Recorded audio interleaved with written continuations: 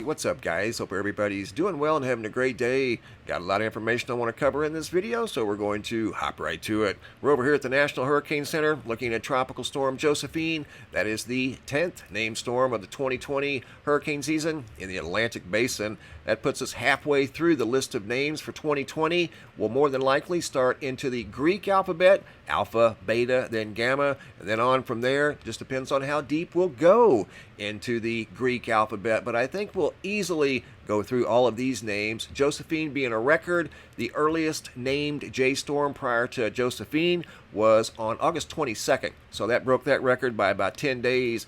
Josephine should not be problematic as far as landfall is concerned. Looks like it's going to stay a tropical storm well north and east of the islands of the Caribbean and far away from the coastal areas of the United States, becoming a tropical depression by Tuesday of next week. Speaking of hurricanes, there were hurricane force winds courtesy of a derecho in Iowa, northern Illinois, which people are still dealing with power outages in those areas from that derecho. Derecho is a large thunderstorm on steroids. It has to be formed or at least in formation for a total of 450 miles. This is like the third one that we've had this year. There was also one back on July 7th and 8th in the same basic area. I screen recorded that storm and we spoke about that storm as it formed over here in the Dakotas, and this is a storm right here on the GO 16. This is a video I did back in July about this superstorm that went through the northern tier.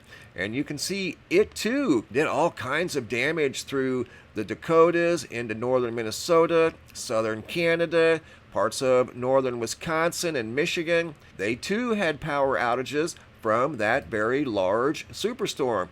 And here's the storm from back on August the 10th. And like I said, people are still without power. There it goes right there. Have not had electricity for 4 days. There it is on the visible satellite.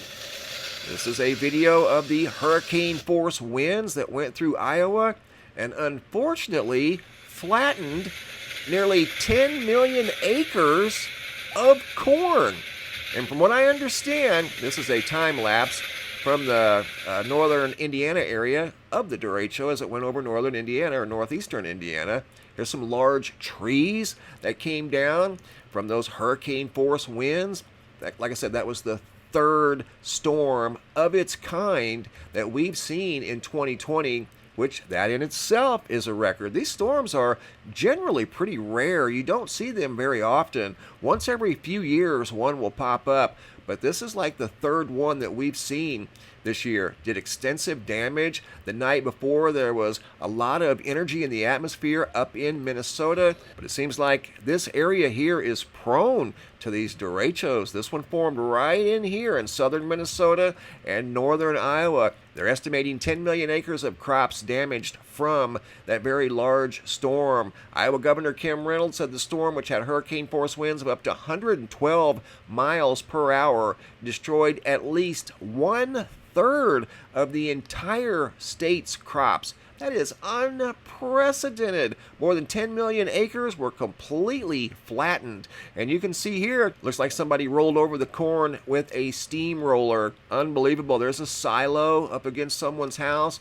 We're here at theweek.com. There was a house that was damaged, probably from the silo making impact with the house. Grain bins there damaged. A lot of grain, very valuable grain on the ground. Here's the area that was affected the hardest, and this is the area via satellite before the derecho. This is the area after the derecho. This is the corn that was damaged right in through here, north of Des Moines, spanning many, many miles. Here's the same area, side by side, left being before, right being after. And you can see all of those crops that are very much damaged and laying on the ground. That is unbelievable. Never seen anything like it. Like I said, I've followed these storms for years. We had one back in 2012, a derecho that went through northern Illinois, and I'll show you exactly where it tracked.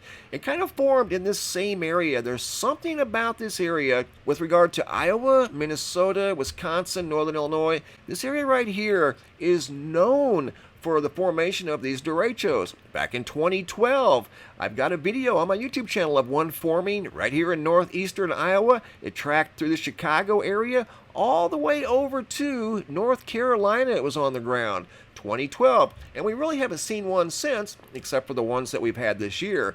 And there's been more this year than we've seen probably in the last 25 years. So quite unprecedented. The event itself was unprecedented. It was like a land-based hurricane. And there are still over 300,000 customers without electricity between Iowa and Illinois. And they haven't had electricity all week long. Hopping over to the Schumann Resonance, 2 huge spikes in the Schumann on the 12th and on the 13th.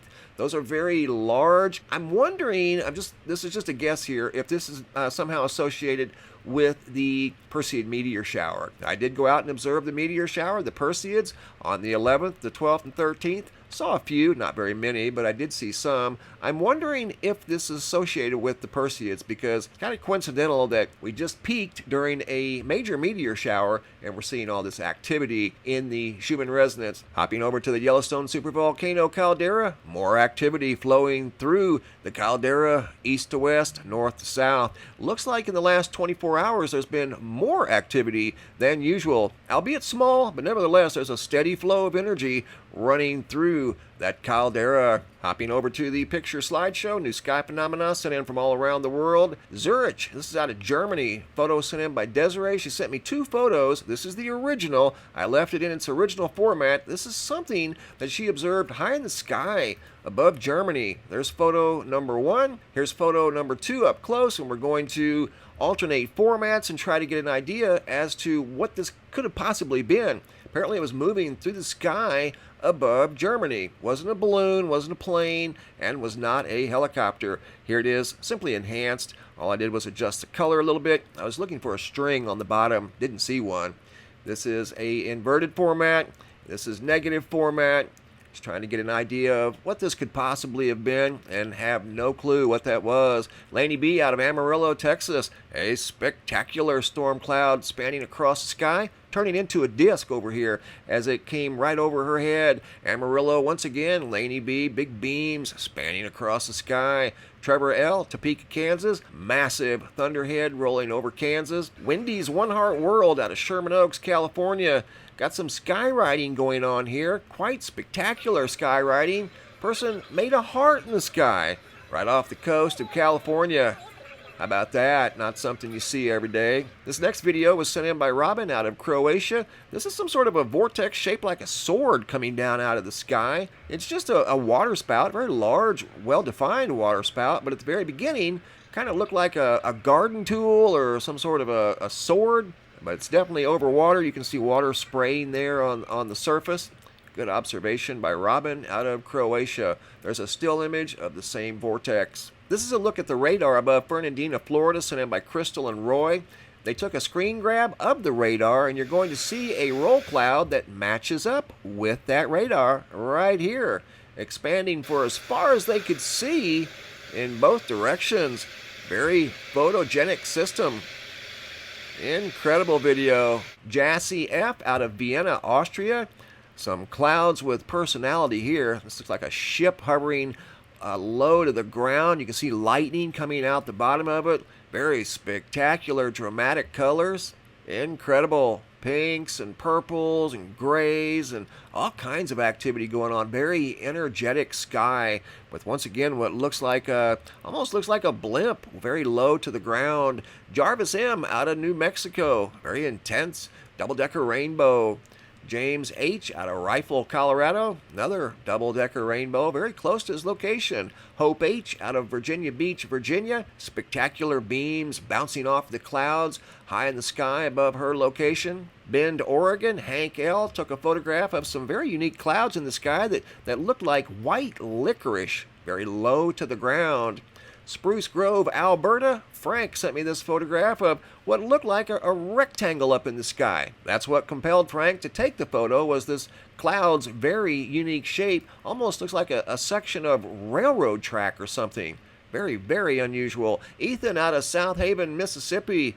Very colorful skies above South Haven. Danny and Tata out of Puerto Rico.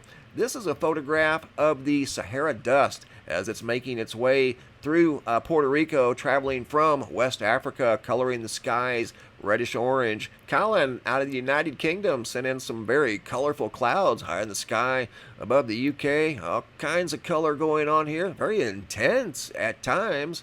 Different colors of green and blue and purple.